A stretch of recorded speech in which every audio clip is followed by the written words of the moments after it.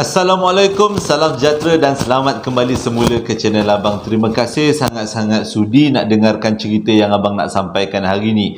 Hari ini Abang nak sampaikan satu cerita berkenaan dengan pengalaman seorang lelaki yang bernama Anwar, berlaku pada tahun 2010 waktu dia naik satu gunung paling tinggi dekat Selangor, iaitu Gunung Nuang. Jadi cerita ni adalah satu cerita, cuma abang bahagikan ke tiga bahagian supaya abang senang nak ingat jalan cerita, tak ada kesalahan dan kita pun boleh santai-santai di antara sela cerita. Jadi sebelum kita mulakan cerita, marilah kita bersama-sama berdoa kepada Allah Ta'ala. Bismillahirrahmanirrahim. Moga-moga Allah panjangkan umur kita, berilah kesihatan yang baik kepada kita semua, rezeki yang melimpah ruah dan dipermudahkan segala urusan kita, dan juga diberikan syurga buat mak ayah kita. Amin ya rabbal alamin. Jadi tanpa membuang masa, kita dengarkan pengalaman daripada Anwar yang berasal daripada Selangor, Cyberjaya. Pengalaman dia dengan kawan-kawan dia naik Gunung Nuang pada tahun 2010. Kisah ini diceritakan oleh Anwar yang berasal daripada Cyberjaya, Selangor. Anwar ni dia kerja dekat satu syarikat. Syarikat tu kalau tengok daripada email yang dibagi dekat abang, boleh katakan syarikat tu multinational company. Maksudnya syarikat-syarikat besar lah kan. Dalam syarikat tu dia ada satu persatuan manjat gunung. Jadi ramailah yang menganggotai persatuan panjat gunung ni. Terdiri daripada Anwar dan beberapa orang lagi kawan-kawannya yang berasal daripada departmen jabatan-jabatan lain. Jadi dia kata dalam tu dikenal dengan banyak orang dan diorang menjalankan aktiviti memanjat gunung, boleh dikatakan hari Sabtu Ahad selalunya. Tapi dia kata kalaulah untuk mengelakkan daripada ramai sangat orang yang panjat gunung Sabtu Ahad, diorang akan ambil cuti pada hari Isnin sampai Jumaat, ambil cuti dalam hari-hari itu untuk pergi panjat gunung. Dalam ahli persatuan panjat gunung ni, dia ada 5 orang yang memang core gila yang panjat gunung, yang terdiri daripada Anwar, lepas tu ada 4 lagi orang kawan dia. Anwar ni dekat company tu dia berasal, dia diletakkan dalam jabatan engineering. Jadi yang 4 orang lagi ni ada yang jabatan sale, ada jabatan pengukuran, adalah macam-macam jabatannya. Jadi diorang kata pada satu hari ni diorang bercadang nak naik Gunung Kinabalu. Jadi mengikut kepada orang-orang senior, kalau nak naik Gunung Kinabalu, diorang kena naik Gunung Nuang dulu sebagai praktis latihan. Gunung Nuang adalah gunung paling tinggi dekat Selangor. Dia punya ketinggian lebih kurang 1400 meter. Ya Allah, kilometer tinggi sangat tu. 1400 meter dia punya ketinggiannya. Jadi ikut orang tua-tua cakap, kalau nak naik Gunung Kinabalu, manjat dulu Gunung Nuang untuk bina stamina. Jadi dia kata dari situ kita boleh dapat stamina, nanti bila naik Gunung Kinabalu tak adalah terkejut-terkejut sangat. Jadi dah tahulah macam mana caranya, cara mendakinya, cara bernapasnya waktu di tempat tinggi.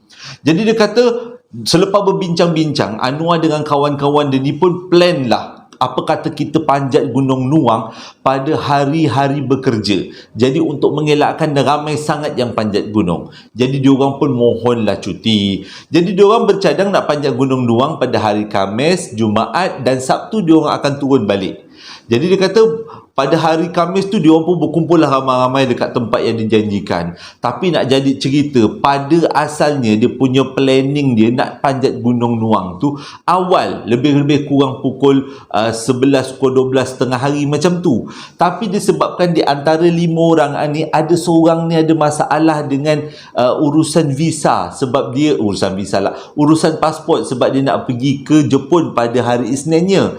Jadi diorang lepas dah kumpul-kumpul ramai-ramai tu, diorang pun bergerak ke kedutaan Jepun dulu. Tapi yang jadi masalahnya, dekat kedutaan Jepun tu dungdang-dungdangnya lama sangat. Jadi diorang beredar daripada kedutaan Jepun tu agak lewat. Bila sampai dekat kaki Gunung Nuang pukul 6.30 petang, memang masalah lah. Keadaan pada waktu tu dah betul-betul gelap. Dah memang antara boleh dikatakan awal malam. Padahal 6.30 tak adalah gelap sangat kan, tapi dekat dalam kawasan hutan 6.30 tu dah dikira dah kawasan-kawasan waktu-waktu malam. Jadi dia kata tak apalah, 6,5 pun 6,5 lah. Kita tetapkan iman, jom kita naik, dia kata. Dekat Gunung Nuang ada 3 perhentian, dipanggilkan campsite. Jadi abang sebut perhentian lah, lagi senang. Perhentian pertama dipanggil perhentian Lolo. Perhentian kedua dipanggil perhentian Pacat. Perhentian ketiga dipanggil perhentian Pengasih. Selepas perhentian ketiga, barulah diorang akan sampai ke puncak Gunung Nuang. Jadi dekat kaki Gunung Nuang ni, diorang pukul 6.30 petang ni, dah gigih-gigih ni tak nak kita kena cepat. Kena cepat sampai ke tapak perkemahan pertama, iaitu perkemahan Lolo. Kena cepat sampai. Tapi yang jadi masalahnya, diorang bergerak daripada kaki Gunung Nuang tu pukul 6.30. Perlu mengambil masa lebih kurang 2 jam untuk sampai ke tapak perkemahan pertama, iaitu tapak perkemahan Lolo. Jadi dia kata nak tak nak kena juga mulakan. Dia orang pun bendakilah daripada pukul 6.30 tu, geraklah sama-sama berjalan. Bila dalam perjalanan tu lebih kurang pukul 7, dia orang dengar azan. Pada waktu tu dah betul-betul keadaannya gelap. Dia orang dengar azan maghrib daripada kampung yang berdekatan. Jadi bila dengar azan maghrib, dia orang semua berhenti untuk menghormati azan maghrib. Sewaktu berhenti tu, barulah salah seorang daripada dia orang ni beritahu, okey, sekarang kita dah boleh keluarkan lampu picit. Waktu tu Anwar rasa macam, lampu picit. Dia baru teringat dia tak bawa lampu picit. Jadi dia tanya dengan kawan dia, kau ada bawa lampu picit? Di antara 5 orang, hanya seorang je yang bawa lampu picit. 4 orang lagi tak bawa lampu picit. Pada waktu tu dia kata, Fras menonggeng, nak naik gunung, dah tahu nak naik malam, tapi lupa bawa lampu picit. Jadi itu memang masalah yang sangat-sangat teruk, dia kata. Dia tak tahulah macam ni dia boleh terlupa bawa lampu picit. Jadi dia kata dia orang buat cadangan lah, siapa yang ada lampu picit tu dia duduk yang paling depan sekali untuk menjadi leader, menjadi penyuluh jalan kegelapan tu. Jadi kononnya lah yang duduk depan tu adalah Syam lah namanya. Jadi Syam duduklah depan, dia orang pun duduklah berjalan beratur-ratur Yelah, begitu kurang macam tu, nombor 1, nombor 2, nombor 3, nombor 4, nombor 5. Macam tu jalannya. Tak apa benda lah perkataan yang sesuai. Nanti betulkan abang tau. Jadi dia orang berjalan ramai-ramai, bersusun-susun macam tu, menaiki Gunung Nuang, nak pergi ke tapak perkemahan pertama, iaitu tapak perkemahan Lolo. Jadi waktu berhenti tadi, waktu cari-cari lampu picit tu, dia orang semua memang dah biasa panjat gunung, dah tahu azan maghrib adalah tanda pintu alam sebelah akan terbuka. Dengan kata lain, kita akan mudah terjumpa dengan makhluk-makhluk alam sebelah kalau tidak bernasib baik. Waktu tu dia orang kata satu je, apa-apa pun terjadi, jangan ditegur, jangan dipanggil-panggil, ataupun jangan cakap besar untuk mengelakkan daripada perkara buruk berlaku. Tapi walaupun diorang ni dah banyak kali memanjat gunung, dah biasa dengan gunung, tapi mulut kan kadang-kadang nak tertegur juga. Waktu diorang berjalan nak pergi ke campsite tu, tapak perkemahan yang pertama, lebih kurang 40 minit lagi lah nak sampai. Tiba-tiba Anwar terbau sesuatu bau yang wangi. Bau tu bukan datang macam sekali imbas melepuk kat hidung dia, tak. Dia macam seimbas-imbas dia bau dia. Macam bau bunga-bunga kemboja yang ada dekat tanah kubur tu selalu tu kan. Bau-bau harum je gitu. Jadi waktu tu Anwar diam je. Dia tak berani nak tegur. Sebab dia kata ini memang bukan alam kita punya, alam sebelah punya. Tapi di antara 5 orang tu ada juga yang menegur. Weh, bawa apa ni weh? Boleh pula macam tu. Tapi bila ada seorang yang tegur, yang seorang lagi, shh, diam. Dia kata, bagi peringatan, jangan ditegur-tegur. Tapi selepas kawan dia tegur, bau wangi tu mengelilingi diorang berlima. Seolah-olah ada seseorang yang pakai minyak wangi dan berjalan bersama-sama dengan diorang nak menuju ke tapak perkemahan yang pertama. Pada waktu tu Anwar kata bulu tengkuk dia memang dah tak boleh nak cakap, bergemang-gemang je. Sebab tak nampak kiri kanan, gelap, yang nampak satu je depan. Yang depan tu je yang nampak terang. Yang lain-lain ni semua gelap aja. Tapi diiringi dengan bau wangi. Dia orang kata sangat-sangat tak selesa. Nak kata takut tak juga, dia kata tapi tak selesa. Itulah pertama kali diorang diiringi dengan bau wangi sewaktu memanjat. Tapi lebih kurang setengah jam nak sampai ke tapak perkemahan pertama, hujan lebat turun selebat-lebatnya sehinggakan bau wangi tu hilang dalam hujan. Jadi diorang rasa macam lega jugalah. Tak lega lah sangat sebab pada waktu tu hujan yang menimpa disertai dengan angin ribut. Jadi dia kata agak gigih jugalah untuk pergi ke tapak perkemahan yang pertama. Tapi nak tak nak diorang tetap juga teruskan perjalanan. Bila sampai dekat tapak perkemahan yang pertama, semua orang berpandang satu sama lain. Diorang berdirikan kemah lepas tu dekat tapak perkemahan yang pertama. Diorang tak nak cerita apa yang diorang bau tadi. Sebabnya itu memang menjadi pantang larang kalau kita pergi ke dalam hutan. Jangan ditegur-tegur. Turun nanti baru kita cerita. Kau ada bau tak tadi wangi? Bau cerita. Sekarang ni kita guna isyarat-isyarat mata. Bau tak bau? Gitulah lebih kurang isyarat mata. Jadi selepas sampai dekat tapak perkemahan yang pertama, waktu tu masih lagi hujan. Tapi tak ada angin. Hujan ni memang hujan lebat. Diorang dirikan kemah askar yang berbentuk A. Tak ada dinding, tak ada pintu. Jadi itu je lah kemahnya untuk melindungi diri daripada hujan. Jadi dia kata rasa macam bila panjat tadi dah ada dugaan, jadi diorang yakin selepas ni diorang akan diduga lagi dengan pengalaman-pengalaman yang pelik.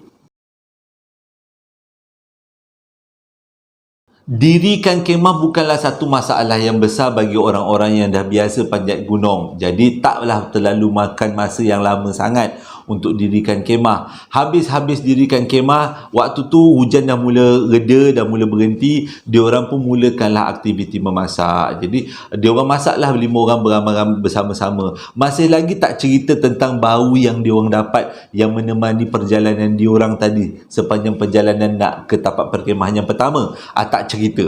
Jadi waktu masak-masak tu berborak-boraklah benda-benda yang biasa, benda-benda yang menghiburkan, yang tak menyentuh tentang alam-alam sebelah di tengah hutan. Jadi selepas habis makan tu semua, memang menjadi aktiviti seterusnya adalah mandi. Nak jadikan cerita, dekat tapak perkemahan yang pertama ni dekat dengan sungai. Jadi memang sesuai lah untuk mandi. Walaupun keadaan waktu tu dah gelap, tapi diorang dah nyalakan unggun api, diorang dah nyalakan lampu gas yang boleh menerangi kawasan tu. Tapak perkemahan tu pula taklah terlalu jauh dengan sungai, cuma agak tinggi sikit daripada sungai untuk mengelakkan daripada kepala air. Kadang-kadang dekat kawasan-kawasan sungai ni, hujan kalau lebat sangat, akan datang air yang menderu secara tiba-tiba yang dipanggil kepala air. Jadi untuk mengelakkan daripada diorang punya kemah tertimpa kepala air, diorang punya kemah didirikan agak tinggi sedikit daripada kawasan sungai. Jadi lepas habis makan, diorang pun semua salin baju nak pergi cebur dekat badan dekat dalam sungai. Bila tengah mandi-mandi dekat dalam sungai tu, dia kata airnya sejuk betul. Dia kata memang alam semula jadi sangat menghiburkan. Tengah-tengah diorang mandi, lebih kurang 1 minit lah macam tu. Waktu tu Anwar kata dia betul-betul tergamam sebab inilah pertama kali pengalaman yang dia berhadapan betul-betul dengan makhluk alam sebelah. Di seberang sungai tempat diorang mandi tu ada banyak batu-batu besar.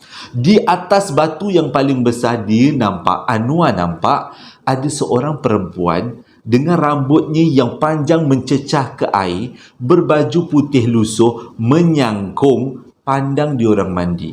Waktu tu bila Anwar nampak aja makhluk tu terpandang ke arah diorang, dia dah tak ada selera nak mandi. Waktu tu walaupun kawan-kawan dia yang lain bersiram-siram air, Anwar kata dia dah rasa macam tak sedap sebab benda tu betul-betul memerhatikan dia. Jadi dia pun cepat-cepat habiskan mandi, dia pergi jumpa kawan dia lagi seorang. Dia ada 5 orang kan, dia cuit kawan dia lagi seorang. Dia kata jom naik, dia kata aku rasa kita dah kena habiskan mandi segera. Jadi kawan dia kata nantilah dulu, tengah sedap-sedap ni nak mandi-mandi ni.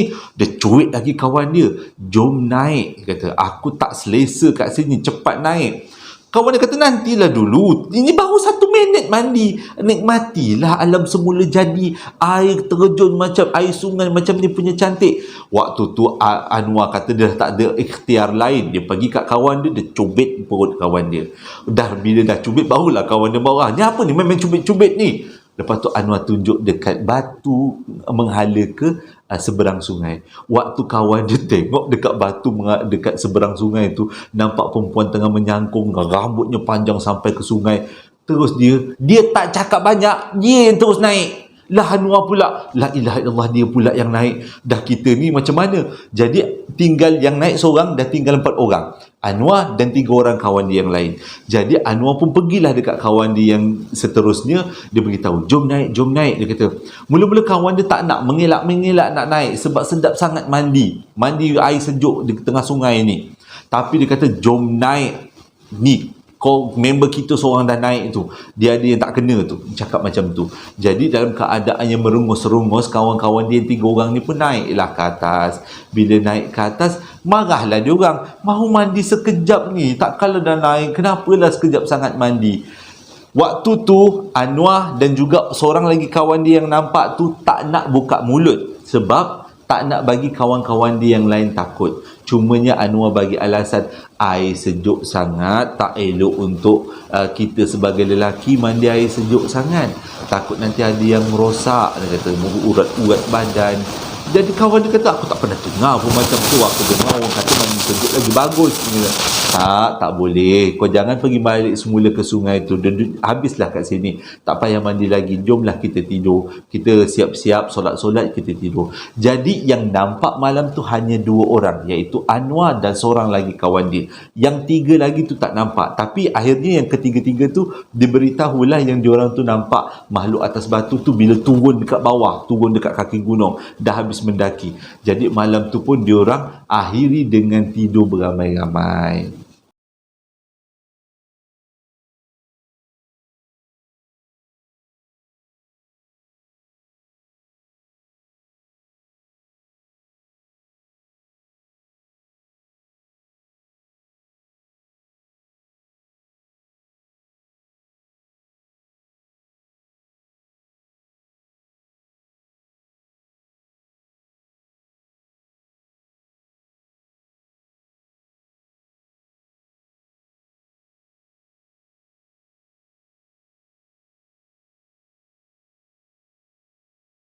Esok paginya diorang siap-siap untuk pergi ke tapak perkemahan kedua yang diberi nama tapak perkemahan Pacat. Daripada tapak perkemahan Lolo nak ke tapak perkemahan Pacat tu mengambil masa lebih kurang 2 jam. Agak jauh jugalah sebenarnya.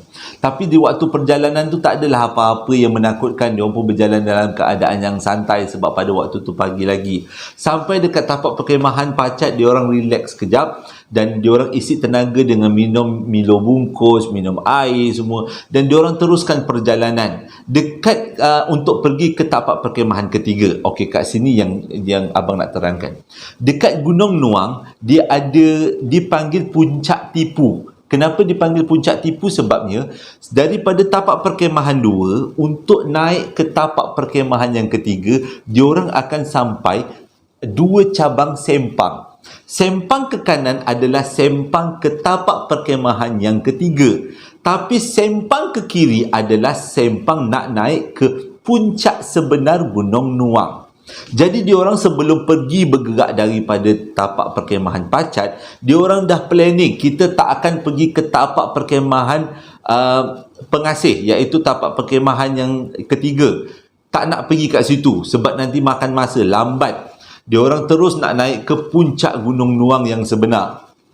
Jadi dia kata, diorang pun teruskan perjalanan. Dalam perjalanan tu dia kata tak adalah apa sangat dia punya takutnya sebab waktu tu masih lagi siang. Cumanya dalam keadaan yang malam sebelum tu hujan, dia agak penat jugalah dia kata nak mendaki ke gunung tu. Nak jadi cerita di antara 5 orang ni, Anwar lah yang paling lambat sekali berjalan sebabnya dia kata dia dah hilang tenaga. Jadi dia suruh kawan-kawan dia, kau jalan dulu. Jadi kawan-kawan dia pun jalan lah dulu ke depan. Sebab Anwar kata dia tak takut sangat sebab pada waktu tu siang. Dia keluarkanlah air Milo, serbuk Milo, dia pun makanlah serbuk Milo dulu. Jadi dia pun teruskan perjalanan. Untuk memastikan kawan dia ada dekat depan, dia jeritlah kawan dia. Weh korang kat mana? Lepas tu kawan dia punya nyaut, oi sini.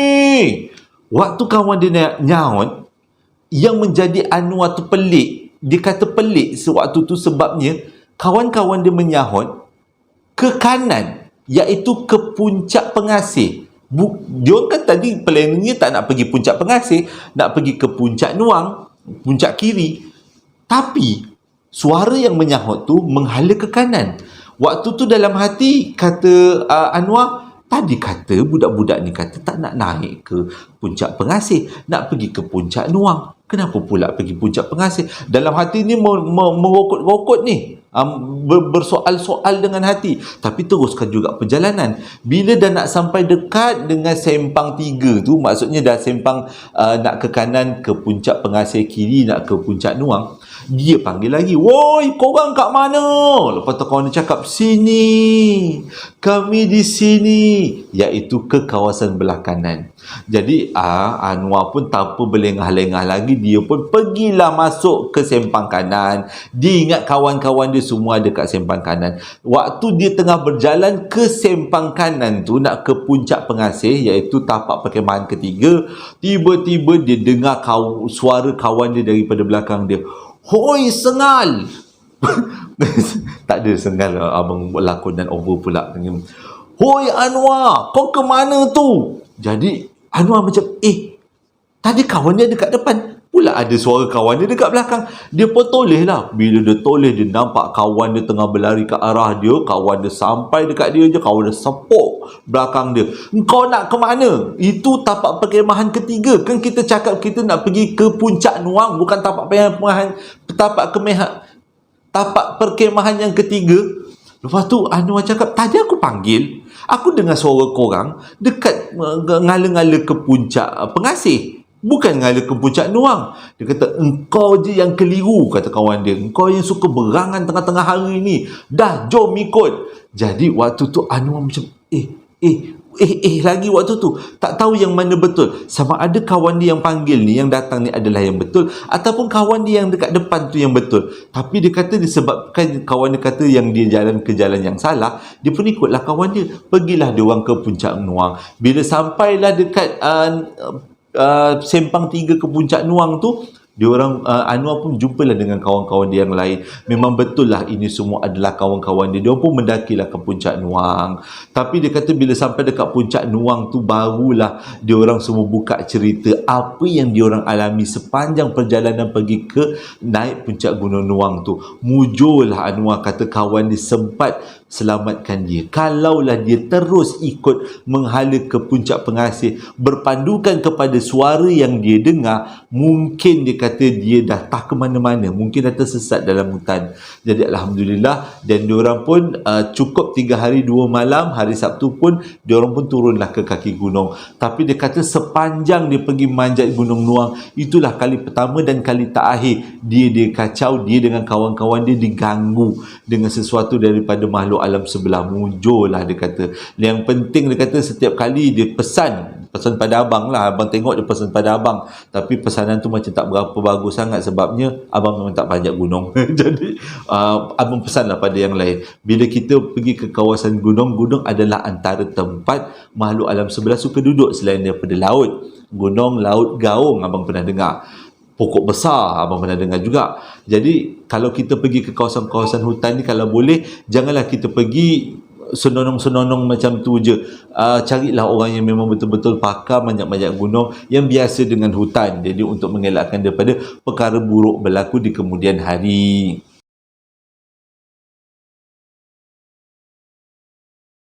Terima kasih sangat-sangat sudi dengarkan cerita yang abang sampaikan. Terima kasih juga pada yang membeli sambal lari, masih lagi ada promosi sampai 30 hari bulan, dan sampai hari ni lah kan yang hari video nak keluar ni abang rasa. Dan juga terima kasih pada yang membeli perapan sate, ramai juga yang berpuas hati dengan dua-dua barang yang abang jual. Terima kasih sangat-sangat atas sokongannya. Terima kasih juga yang mendengarkan cerita abang daripada mula sampai habis. Abang minta maaf kalau ada banyak kekurangan sebab abang dapatlah komen, boleh tak jangan tersasul Apa macam, alamak macam mana nak tak tersasul. Kita kalau bercerita panjang-panjang, memang pasti bunyi akan cuik tersasul sikit. Memang salah sebut perkataan, salah sebut nama tempat, bukan di main-main, dibuat-buat, memang tak dibuat-buat. Jujur abang cakap agak susah juga. Tapi yang penting abang ingat jalan cerita supaya tak ke mana-mana jalan ceritanya. Tak apalah, teguran tu abang ambil sebagai satu benda yang positif. Abang akan cuba berusaha dengan lebih baik lagi. Terima kasih sekali lagi sudah menonton cerita yang abang sampaikan kali ini. Hingga berjumpa lagi dalam 2 hari akan datang. Assalamualaikum warahmatullahi wabarakatuh.